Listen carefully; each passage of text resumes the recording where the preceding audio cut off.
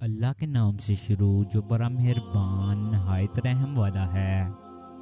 درد کا پہلا دال نکال دیں تو رد بنتا ہے، دوسرا دال نکال دیں تو در بنتا ہے۔ کسی کے در سے جب انسان رد کر دیا جاتا ہے تو درد ملتا ہے، اور یہی درد انسان کو اس در سے جوڑتا ہے جہاں کوئی بھی رد نہیں کیا جاتا۔ آزمائش ان کے لیے ہوتی ہے جنہیں اللہ چاہتا ہے، اور صبر وہ کرتے ہیں جنہیں اللہ سے محبت ہو۔ اللہ تو بے نیاز ہے، ملنے کو گھر پہ ہی مل جائے، نہ ملے تو کعبہ میں بھی نہ ملے۔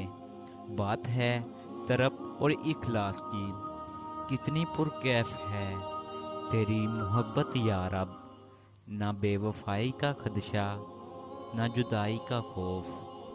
کتنا ہی خوبصورت احساس ہے نا کہ رب کو اپنی محبت کا یقین نہیں دلانا پڑتا۔ اللہ سے محبت واحد محبت ہے جو کبھی یک طرفہ نہیں ہوتی۔ محبت میں سکون تب ملا جب محبت رب سے ہوئی۔ اللہ سے رشتہ پیارا کرنا چاہتے ہو تو خود بھی پاک ہو جاؤ۔ دنیا کو چاہنے والا بکھر جاتا ہے، اللہ کو چاہنے والا نکھر جاتا ہے۔ نفس سے بغاوت کیے بغیر اللہ سے وفاداری ممکن نہیں۔ جب اللہ سے محبت ہو جاتی ہے نا تو ساری شکایتیں دور ہو جاتی ہیں۔ اللہ سے دعا کرو کہ وہ ہمارے دل کو اپنے قریب لائے اور اسے خوبصورت بنا دے۔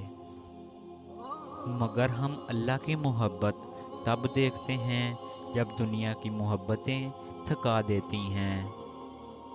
جب اللہ چاہتا ہے کہ کسی بندے سے دوستی کرے تو اس کی زبان پر اپنا ذکر اور دل میں اپنی فکر کے دروازے کھول دیتا ہے۔ جو عشق اللہ سے کیا جاتا ہے اس کا کوئی مول نہیں ہوتا۔ رب سے عشق میں ایک ایسا مقام بھی آتا ہے کہ بندہ صرف سوچتا ہے اور رب نواز دیتا ہے۔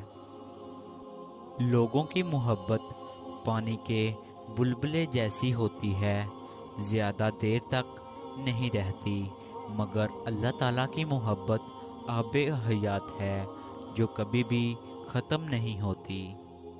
تمہاری تکلیف ایک بوند کی طرح ہے اور رب کی تم سے محبت ٹھاٹھیں مارتے ہوئے سمندر کی مانند۔ تمہارے مسئلے بہت چھوٹے ہیں، رب کا جلال اور اس کی عنایت نہ ختم ہونے والی ہے۔ جب آپ رب سے محبت کرتے ہیں تو وہ آپ کے دلوں میں صرف ان لوگوں کو بسنے دیتا ہے جو آپ کی محبت کے اہل ہیں، اور اللہ جسے چاہے اپنے عشق میں مبتلا کر کے سنوار دے۔